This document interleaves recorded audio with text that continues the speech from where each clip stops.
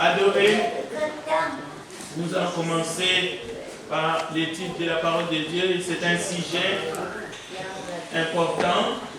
Je demande à chaque personne d'être attentive dans l'étude de sa parole.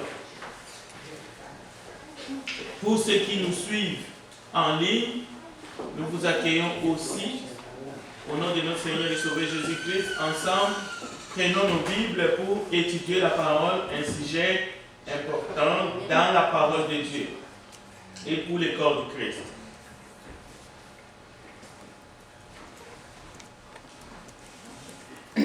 Cherchez dans votre Bible. Cherchez dans votre Bible. Actes des Apôtres, chapitre 20. Je vais lire ici devant. Vous allez suivre dans vos Bibles, noter aussi les textes. Parce que c'est une étude biblique. Comme ça, vous pouvez vérifier chez vous si ce qu'on enseigne est conforme à la parole de Dieu, inscrite, inspirée. Alors, Actes des Apôtres, à partir du verset 17, c'est le message de Paul à l'Église. Ce matin, l'Église est réunie partout dans le monde entier en assemblée. Nous ne sommes pas tous dans un même endroit, dans un même lieu, mais le corps du Christ est réuni, l'Église en assemblée. Chaque assemblée, aujourd'hui c'est le premier jour de la semaine, nous sommes réunis ici, au 2500 de Charlans, pour offrir à Dieu un culte agréable et raisonnable pour la gloire de son nom. Mais il y a la table du Seigneur, il y a la collègue, et nous allons écouter la parole de Dieu dans les minutes qui vont suivre, les sermons. Maintenant, dans la partie étude, nous allons étudier pour savoir comment marcher, comment se comporter dans la maison de Dieu, qui est l'Église, la colonne et l'appui de la vérité. Actes chapitre 20. Cependant, de Milet, Paul envoya chercher à Éphèse les anciens de l'Église. Vous voyez, Éphèse, c'est une ville. Et il y avait une assemblée à Éphèse. Et Paul, il est à Milet.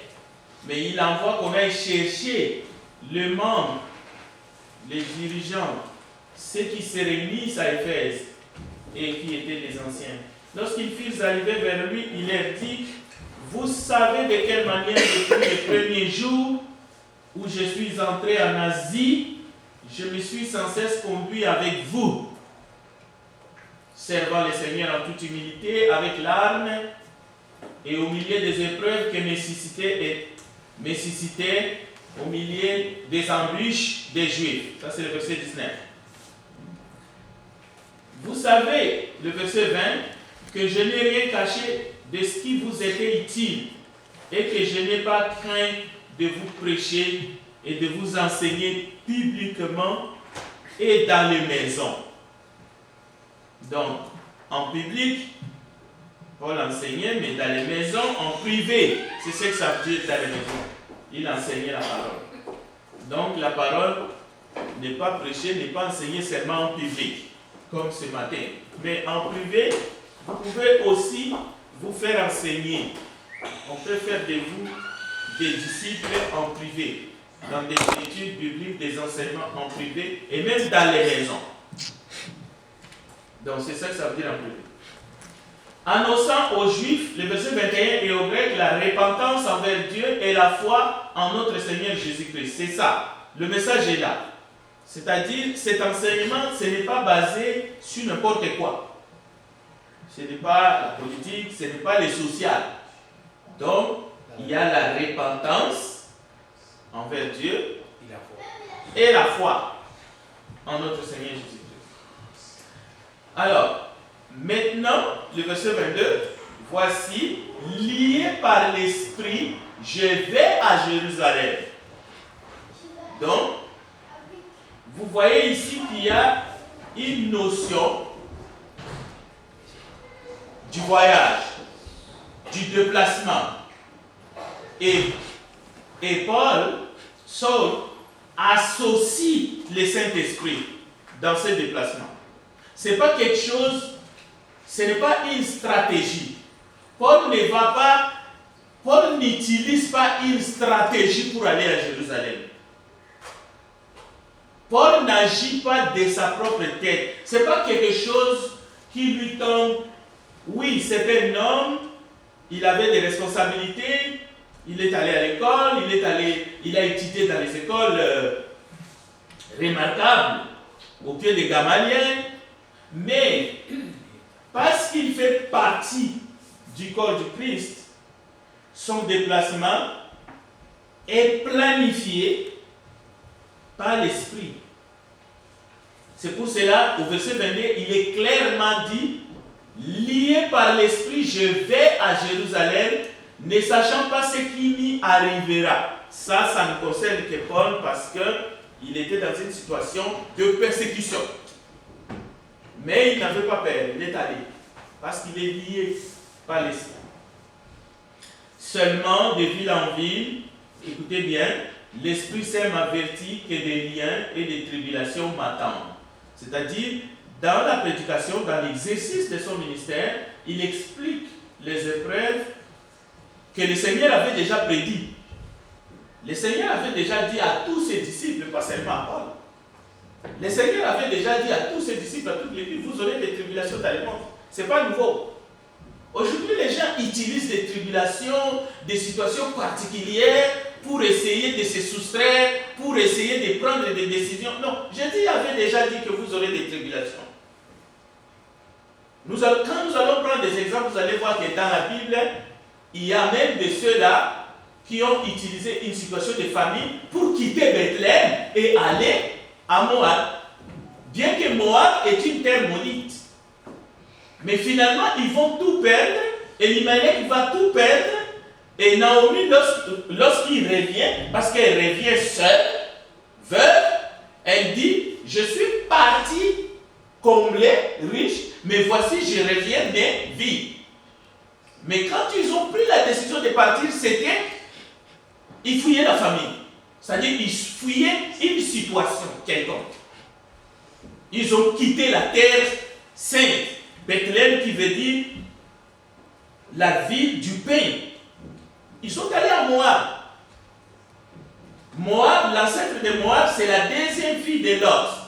Ici d'une union incestueuse. Et les Moabites étaient maudites. Donc, c'est très important pour nous, enfants de Dieu, de comprendre ces choses. Et le verset 24, Paul dit, je n'ai fait, écoutez bien, je n'ai fait, verset 24, pour moi-même aucun cas de ma vie, comme si elle m'était précieuse, pourvu que j'accomplisse ma course avec joie. Et le ministère que j'ai reçu du Seigneur Jésus, d'annoncer la bonne nouvelle de la grâce de Dieu. Ce message est le fruit d'une expérience de plus de 30 ans dans le ministère. Et je partage ça à cœur joie. Et ça concerne l'église locale. L'église locale est méprisée. L'église locale est calomniée. L'église locale est violée. L'église locale est chosifiée. L'église locale est maltraitée. L'église locale est divisée. Par qui? Par qui?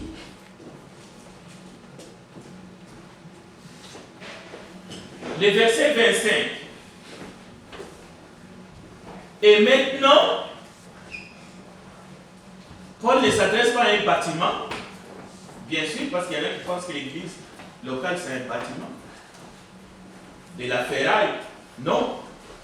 Vous savez, le texte est devant vous. Paul s'adresse aux membres dans le corps du Christ. Nous ne sommes pas reconnaissants à l'église locale qui nous a accueillis, qui nous a enseigné, qui nous a formé les oracles de Dieu. Et arrivé à un moment, à un jour J, on crache dessus.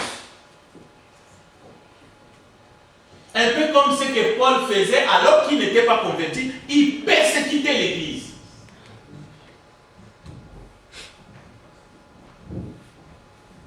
Le verset 25, écoutez ce que Paul dit aux hommes et aux femmes comme vous ce matin. Et maintenant, voici, je sais que vous ne verrez plus mon visage, vous tous au milieu desquels j'ai passé en prêchant le royaume de Dieu. C'est pourquoi je vous déclare aujourd'hui que je suis pur du sang de vous tous, car je vous ai annoncé tous les conseils de Dieu sans rien cacher. Prenez donc garde à vous-même et à tous les troupeaux sur lesquels le Saint-Esprit vous a établi évêque pour paître l'église du Seigneur qu'il s'est acquise par son propre sang. Cette église-là est locale.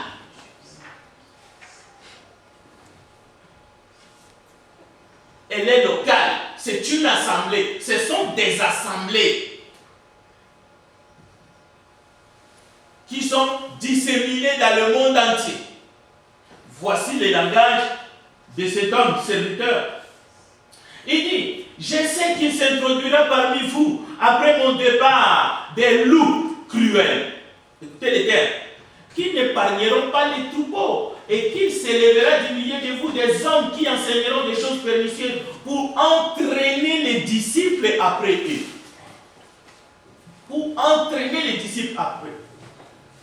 Aujourd'hui, les gens sont prêts à faire n'importe quoi à l'église locale. La détruire, la diviser, la calomnier, l'inciter, la bafouer, la déshonorer. Alors, le verset 30 et le verset 31. Veillez donc, vous souvenant que durant 3 années, je n'ai cessé jour et nuit d'exhorter avec larmes chacun de vous.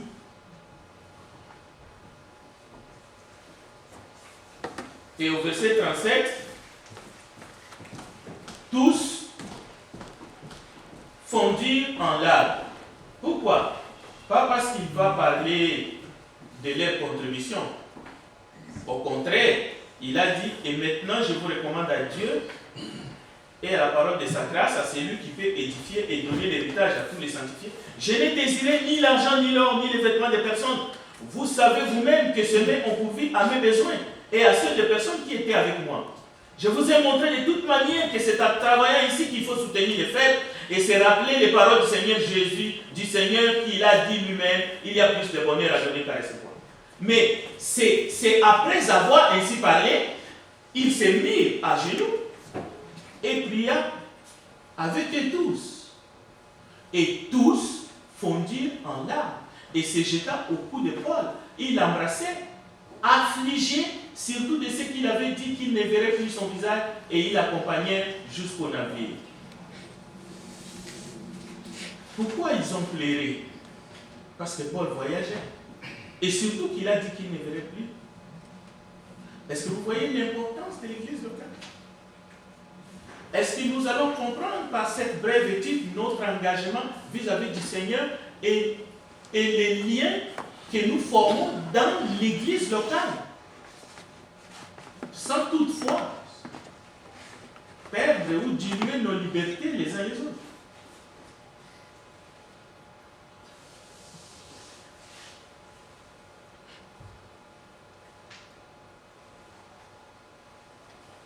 Dans la Bible, nous allons voir différentes sortes de séparation. Mais nous allons nous pencher dans les actes des apôtres. Parce que dans les actes des apôtres, nous avons le fonctionnement de chaque assemblée locale. Déjà, nous pouvons aller constater dans Actes chapitre 2 un texte que dans ce monde, on a dénaturé ces versets je vous les cite, c'est dans votre Bible, dans Actes chapitre 2, verset 47b.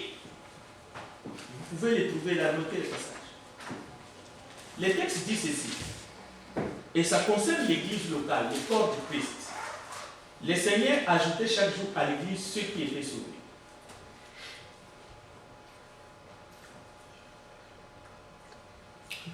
Qu'est-ce qu'on nous a enseigné sur l'importance de l'église locale?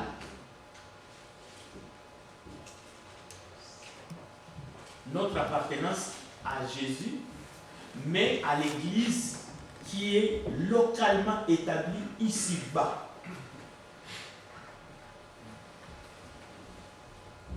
Aujourd'hui, chacun a son assemblée. Mais en réalité, on peut même dire chacun a ses assemblées. C'est-à-dire où il veut, il va se réunir. Ça n'a aucune importance. Quelqu'un peut disparaître comme ça. Il disparaît, il va réapparaître un jour. Chacun fait ce qu'il veut. Par rapport à l'assemblée locale déjà. Je ne parle pas qu'est-ce que chacun fait dans sa vie. Apparemment, le Seigneur n'ajoute plus ceux qui sont sauvés à l'église.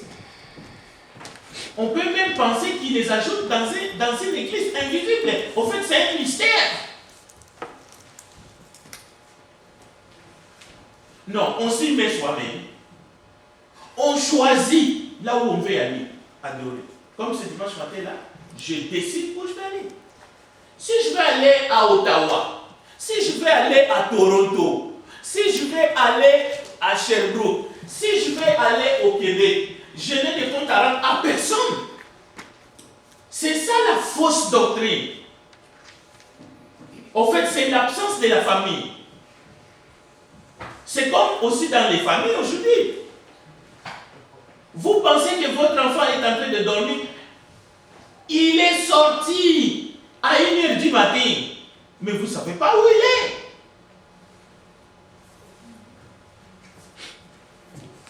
On va vous téléphoner seulement pour vous dire qu'il est quelque part.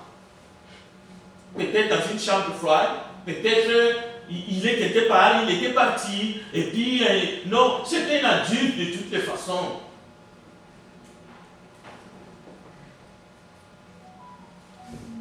Écoutez, les assemblées locales ne sont ni des écoles, ni des partis politiques. Parce que dans un parti politique, on adhère un jour, et un autre, on quitte, on n'a même pas besoin de dire au revoir, on déchire la carte. On se retrouve dans un autre parti politique. Ou bien on annonce, écoute, je ne suis plus d'accord avec vous, je m'en vais. Mais on l'annonce, là, brutalement, de manière brutale. Et j'ai vu dans des assemblées nationales, une personne vit d'un camp à un autre. Là, à la télévision, il dit, à partir d'aujourd'hui, je suis un politicien ou un député neutre. Je viens de me retirer de ce groupe-là. Mais encore une fois, comme l'église locale qui se réunit ici sur la rue Chamon, et il y en a dans plusieurs autres cas, dans plusieurs autres adresses, ce n'est pas un parti politique. Ça n'a rien à voir avec une école biblique, un institut, une université, où tu peux décider du jour au lendemain, je sèche, je vais changer d'école. Non. Pourquoi? La Bible nous dit que c'est le Seigneur qui ajoutait chaque jour ceux qui sont sauvés à l'église. Et le nombre de disciples augmentait dans chaque assemblée. Donc, ce n'est pas une église fictive. C'était à Jérusalem. Toute autre interprétation est erronée.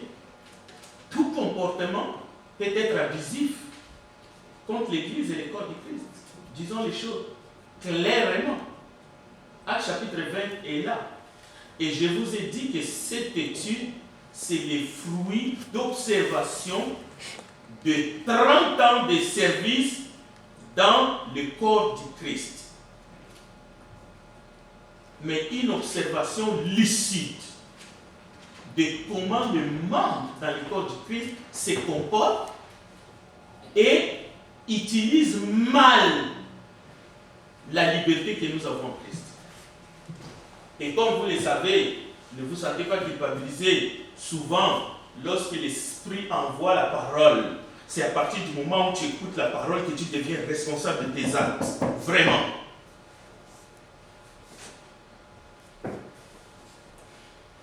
Si tu n'obéis pas à la parole, si tu fais le contraire. Bon, 1 Corinthiens 12 que nous lisons souvent, vous savez que nous sommes liés les uns les autres.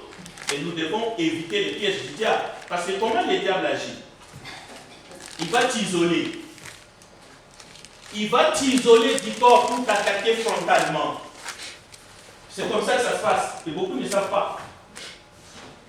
Si quelqu'un commence à parler mal d'un autre frère ou de l'assemblée et que cela te décourage et tu te refroidis, sache que l'objectif qui m'allait, c'était de t'isoler, même si ta famille n'est pas la famille modèle, c'est de t'isoler du groupe pour te frapper. C'est pas moi qui le dis, c'est la Bible qui dit que notre adversaire, le diable, et ça se fait même de personne à personne.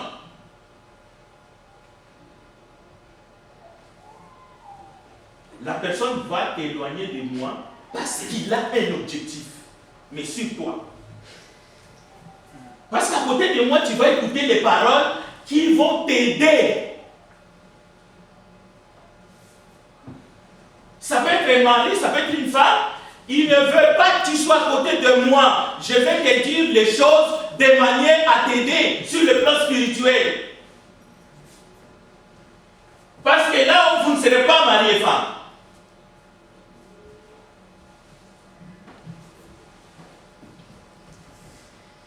Un exemple dans la Bible, c'est l'histoire de Jean-Marc.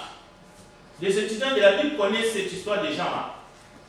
D'une vive discussion entre Paul et Barnabas. Je vous donne les références. Actes chapitre 13, Actes chapitre 15, je ne vais pas m'attarder là-dessus. Vous pouvez lire ça. Mais on va lire une portion d'Actes chapitre 13. Je vais demander à quelqu'un qui nous aide un peu. Je vais profiter pour...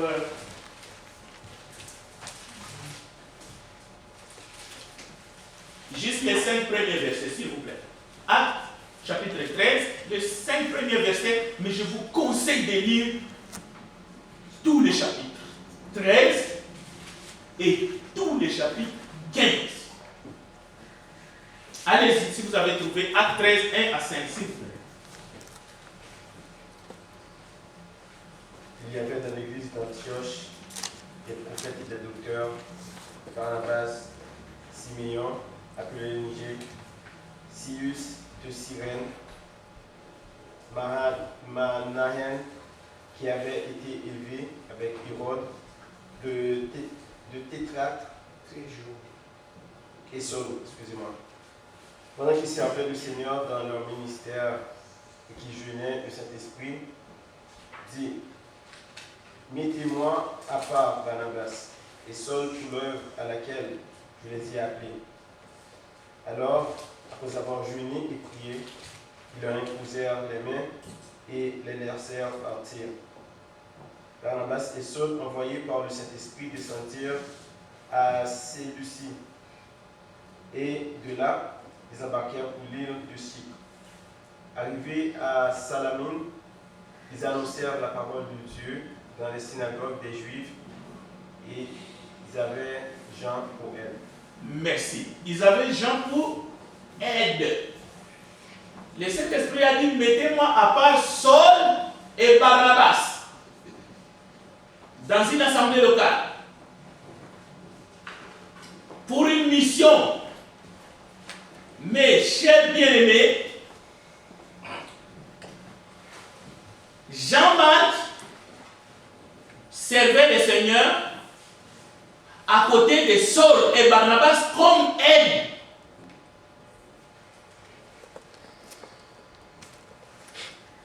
est-ce que parce qu'on est, ça veut dire qu'on n'a pas un engagement?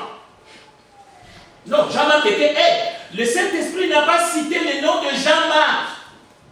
Mais ces deux serviteurs, ils ont pris Jean-Marc à Jérusalem. Ils l'ont amené à Antioche. C'est à Antioche que la mission est confirmée. Le Saint-Esprit parle. Ils vont prendre Jean-Marc. Jean-Marc va servir le Seigneur. Pas Paul ou Barnabas. Comme aide. Mais il y en a qui pensent, je n'ai aucun engagement. Je n'ai pas de salaire. Cela veut dire que je ne sais pas. Qu'est-ce que je fais moi dans cette assemblée? Je ne suis pas reconnu officiellement. Mais Jean-Marc était comme, il servait comme aide auprès des deux qui ont été mis à part par l'Esprit pour une mission ponctuelle. Mais ils avaient besoin de l'aide de Jean-Marc. Jean-Marc n'était pas apôtre. Mais vous savez, c'est lui qui a écrit l'évangile de Marc. Cela veut dire qu'il n'était pas sans don. C'est quoi cette affaire-là? Je ne suis pas, je ne suis pas, je ne suis pas. Tu n'es pas membre d'une assemblée locale à cause d'un titre ou d'une position. Le but de cette étude, je vais vous le dire, c'est à qui le prochain? À qui le tour prochain? Mais ça sera avec cette connaissance-là. Ça sera avec cette base-là.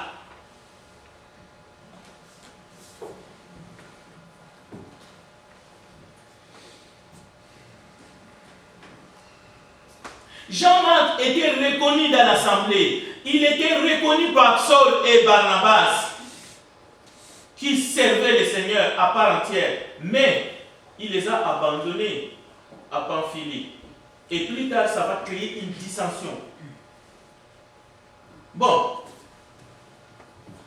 la pandémie. J'aimerais dire ce matin que la pandémie a fait que une douzaine de personnes, si on compte, ont fauché leur compagnie à l'église locale. C'est-à-dire, nous avons, je dis bien la pandémie, il faut trouver un bouc émissaire. À cause de la pandémie, je ne parle pas de ceux qui nous ont quittés, dans le sens qu'ils ont rejoint le Seigneur. Mais je parle des hommes et de femmes qui ont été accueillis, qui ont été reçus, qui ont été ajoutés par le Seigneur à l'église, son église. Pas l'église de Mike ou d'Antonio ou de Frédéric, de qui que ce soit. C'est l'église du Seigneur. Mais disparu. Et ça ne commence pas par la pandémie. Je vais anticiper. Vous savez, depuis 25 ans, le nombre de personnes qui sont passées ici et qui ont été assis ici un jour comme membres, qui ont été reçus, qui ont été accueillis, qui ont reçu des services. L'église a dépensé de l'argent pour eux, l'argent de la collecte. Mais ils sont là à Montréal. Ils sont tapis dans la société. Ils ont ignoré, ils ignorent l'église locale. Est-ce que c'est parce qu'ils ont été mal enseignés? C'est parce qu'ils ne sont pas reconnaissants des membres du corps du Christ qui les a reçus. Bon, alors, qu'est-ce dit Hébreux chapitre 10, verset 25? Allons-y, vite, vite, lisons Hébreux chapitre 10, verset 25. Allons-y. Ce qui se passe, peut-être vous pensez, ça ne se passe que dans cette assemblée locale de Montréal. Mais je vous donne le témoignage. Ça se passe partout, aux États-Unis, en Suisse, en Chine, partout. L'église est méprisée, l'église locale. Est-ce que c'est à cause d'un faux enseignement? Est-ce qu'on a enseigné que l'église est une école biblique?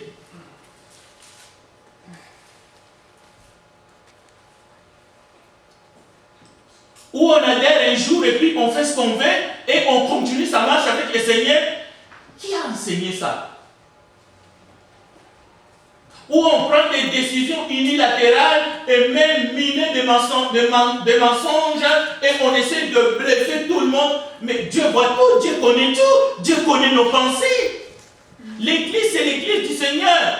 Saul, avant sa conversion, il a persécuté l'église. Mais l'église n'est pas angélique. Cela veut dire, si vous cherchez la facilité, si vous cherchez l'endroit où ça sera facile pour vous, eh bien, salut.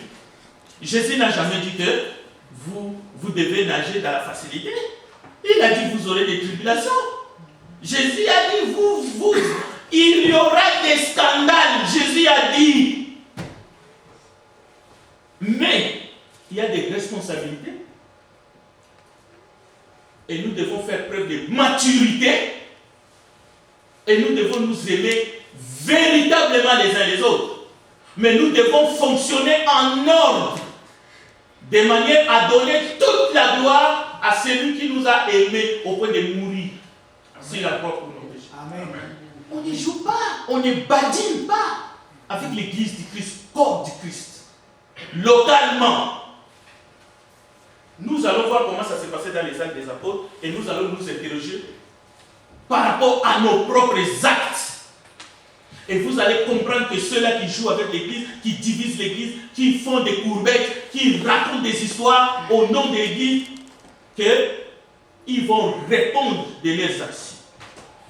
Et je peux même aller plus loin après cette étude parce que je vais affirmer des choses graves. Il y a des noms qui seront retirés dans le livre de vie de l'agneau. C'est écrit. Effacé, même pas effacé, retranché. C'est écrit. C'est pour cela, la prédication n'est pas informative. Si réellement ce qui est prêché est la parole de Dieu, la prédication a besoin d'obéissance. On obéit à la parole de Dieu ou on désobéit. Ça ne sert à rien d'écouter. Alors, allez-y, Hébreux chapitre 10, verset 25, s'il vous plaît. Une sœur ou un frère, lisez pour la gloire de notre étude.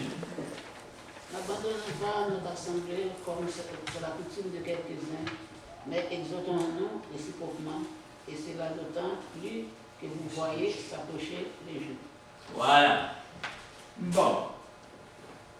Je sais qu'ici, il y a des frères, il y a des sœurs, en toute bonne foi. Qu'est-ce que ça veut dire abandonner? Je n'ai pas abandonné. Je n'ai pas abandonné. Je n'ai pas rejeté Jésus. Mais ce que tu as fait comme sa parole te dit de faire par rapport à l'église locale, c'est que tu as abandonné sa parole par rapport à l'église locale. Tu as profané son église localement. Ah, je n'ai pas abandonné, d'accord, on verra.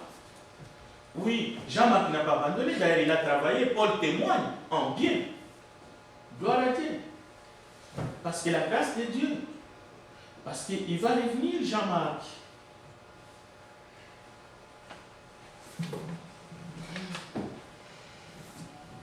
L'ennemi de la vérité, ce n'est pas seulement les mensonges, ce sont nos opinions personnelles aussi, l'ennemi de la vérité. Lorsque nos opinions se dressent contre la vérité, on se justifie, mais dans la désobéissance. Non, nous avons besoin de nous repentir. Les gens ont besoin de se repentir. J'ai besoin de me repentir. Si la parole de Dieu me touche, je dois me repentir. Qu'y a-t-il du mal lorsqu'on décide de changer d'assemblée? Pourquoi pas? Pourquoi pas? Si je ne suis pas content là où je suis, mon frère, qu'y a-t-il de mal? Pourquoi pas? Pourquoi l'Esprit ordonne de ne pas abandonner l'assemblée localement? L'Esprit ne dit pas abandonner la foi. Ici, il s'agit vraiment de l'assemblée locale, comme c'est la coutume de quelques-uns. Cela veut dire, si réellement tu n'abandonnes pas dans le sens de rejeter Jésus, mais fais au moins les choses avec amour et avec ordre, sans duplicité. vérité, c'est-à-dire sois sincère. Autrement, s'il y a des mensonges, s'il y a la duplicité, s'il y a des agendas cachés, qui trompent qui? Parce que lui, il voit dans la profondeur de notre cœur. C'est là où on dit que l'église locale est bafouée. C'est ça qui nous amène à ne pas être reconnaissants à ce que Christ a fait pour nous. Parce que ce n'est pas les humains que tu vois ici. Ici, c'est le corps du Christ. Il faut être reconnaissant au Seigneur. On n'y joue pas avec ces choses. C'est spirituellement qu'on en parle. Tout doit se faire avec ordre, dans la paix, mais dans la sanctification. La Bible dit chercher la paix et la sanctification avec tous. Mais quand on voit des groupes de familles, 4, 5, 6, 7, comploter, s'élever dans une église locale et aller soi-disant commencer une autre église 4, 3 rues plus loin. C'est la mort spirituelle de ces gens-là. Quand on voit des frères et sœurs disparaître, et puis on ne les voit plus, et revenir, ainsi de suite, c'est un désordre caractéristique, c'est un chaos. On peut dire, oh, Covid, d'accord. Mais le Covid, c'est un vrai démon. On ne peut pas se justifier par quelque chose qui a fait autant de morts. Nous pouvons réfléchir, ne pas nous protéger, ne pas exposer la santé des uns et des autres. Mais nous agissons avec la raison. Mais nous sommes redevables dans le corps du Christ. Tu n'es pas un électron libre.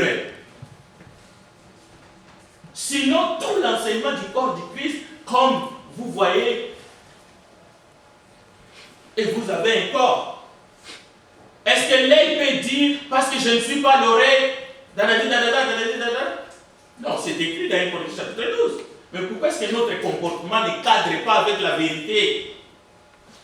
Et ce n'est pas la seule église locale de Montréal ici qui traverse cette situation. Non. C'est plusieurs assemblées dans le monde. Mais à cause du comportement de ceux-là qui composent, qui se disent membres du corps de Christ. Et au temps des apôtres, les villes n'étaient pas aussi peuplées qu'aujourd'hui. Est-ce que c'est pour cela qu'il faut laisser les Écritures de côté? Chacun va faire ce qui lui semble bon? Non. Les ordres, le commandement est toujours là, établi dans chaque ville. C'est-à-dire, si je dois aller en vacances dans telle ou telle ville, s'il y a une assemblée de Christ dans cette ville, ce n'est pas un choix que j'ai. Je vais rencontrer mes frères et sœurs qui sont dans cette ville. Mais je ne peux pas débarquer dans une ville parce que je vais en vacances ou je vais en mission au travail et puis je débarque dans cette ville-là, il y a une assemblée de Christ, corps du Christ là, et puis toi dans ta cuisine, tu commences une assemblée parce que tu as lu une petite brochure comment commencer une assemblée locale chez soi, là où elle n'existe pas. Oui, elle n'existe pas dans ta cuisine, mais elle est dans la vie. Elle est dans la vie.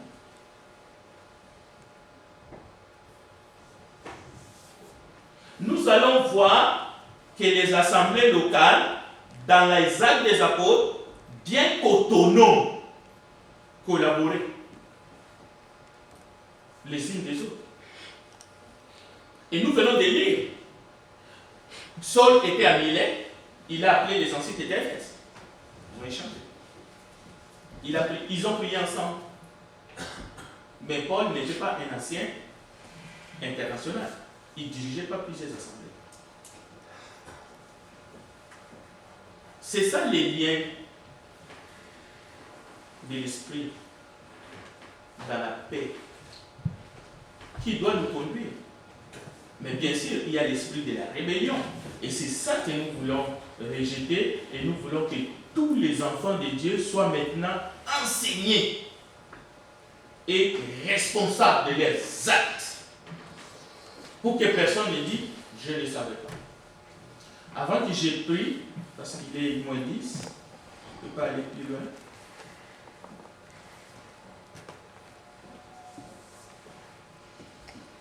Parce qu'il y a quelqu'un qui aimerait dire quelque chose. Moi, j'ai une question. Oui. Au sein du Survie de Montréal, on a plusieurs assemblées établies. L'église du Christ numéro 1, l'église du Christ au Chaland, etc. Quelle est votre impression par rapport à cela? Deuxième volet que je voulais maintenant. Si par exemple maintenant pour des questions linguistiques, disons que je ne sais pas, il y aurait plusieurs frères asiatiques, okay, qui débarquent à Montréal, mais malheureusement qui ne parlent pas encore la langue, etc., mais qui voudraient se mettre dans un contexte d'adoration, puis ils décident de se réunir pour qu'ils puissent vraiment communier vraiment, parce que aller à quelque part puis on ne comprend pas la langue, on ne comprend rien. Est-ce qu'on communique vraiment? Qu'est-ce que vous en dites dans le scénario comme ça? Bon, c'est une bonne question. Vraiment, c'est sûr que je m'aurais bien développé parce que c'est quand même beaucoup de... Cette question va nous aider parce que je vais les aborder. Mais je vais juste dire ceci. Dans un premier temps, en ce qui concerne mon impression, d'abord, ce n'est pas une question de ce que je pense ou quelle est mon impression, mais comme je l'ai dit tout à l'heure, nous avons des grandes villes.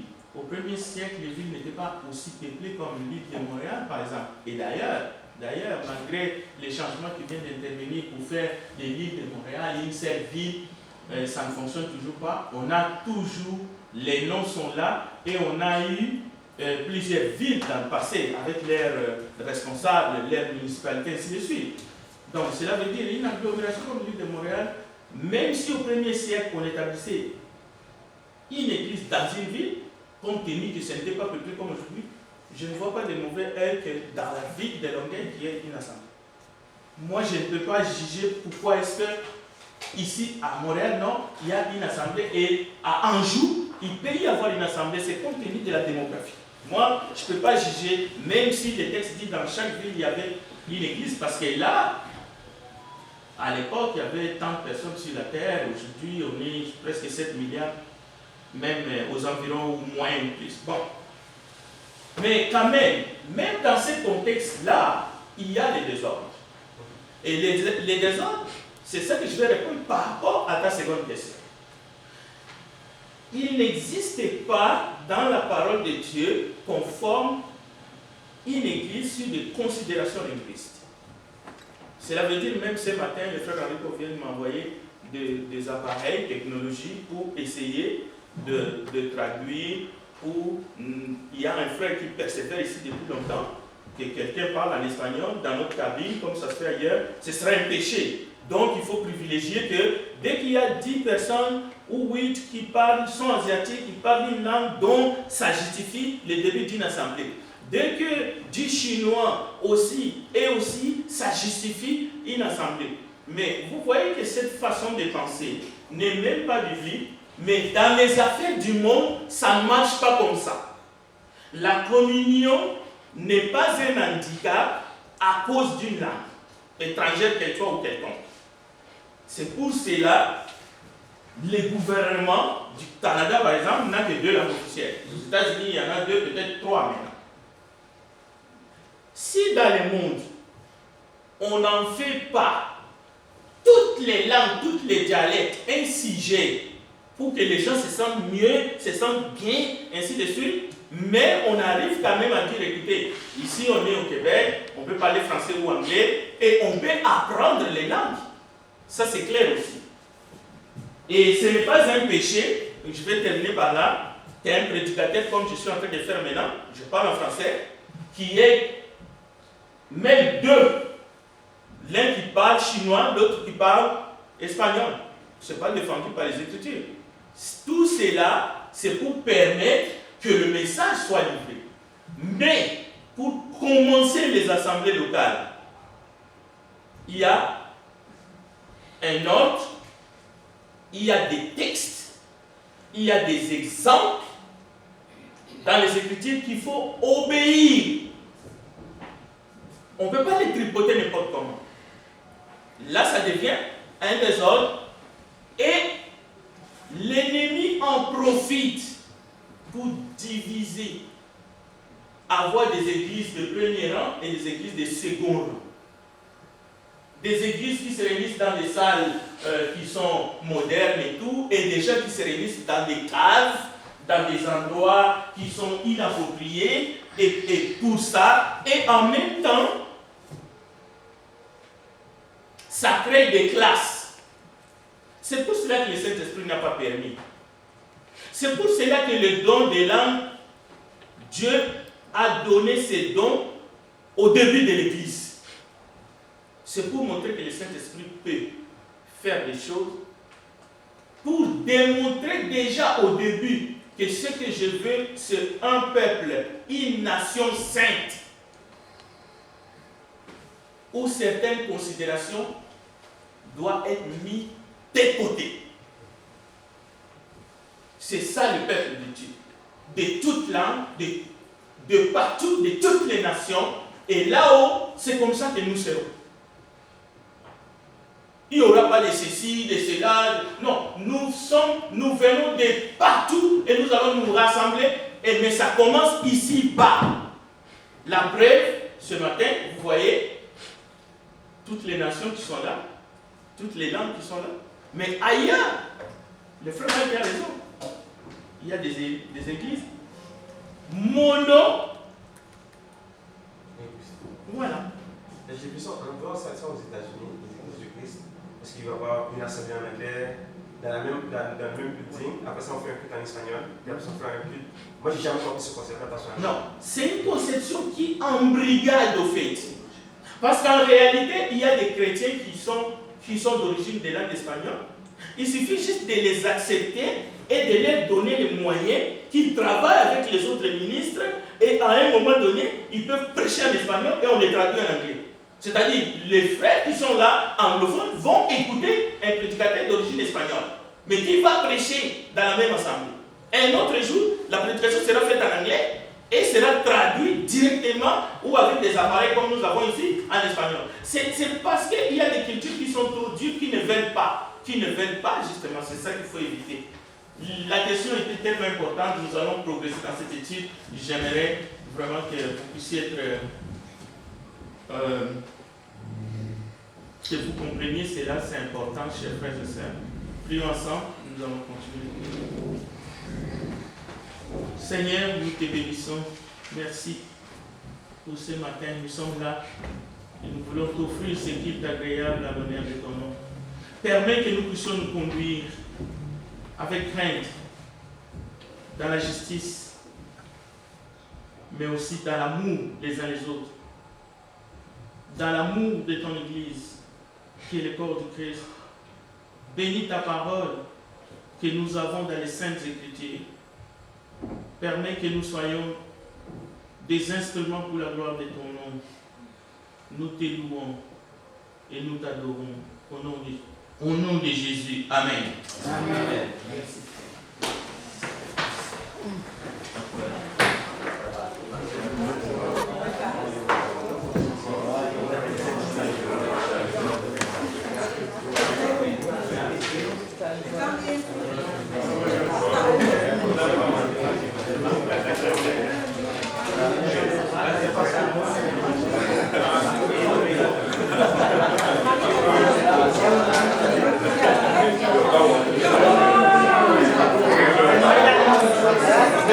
Vamos.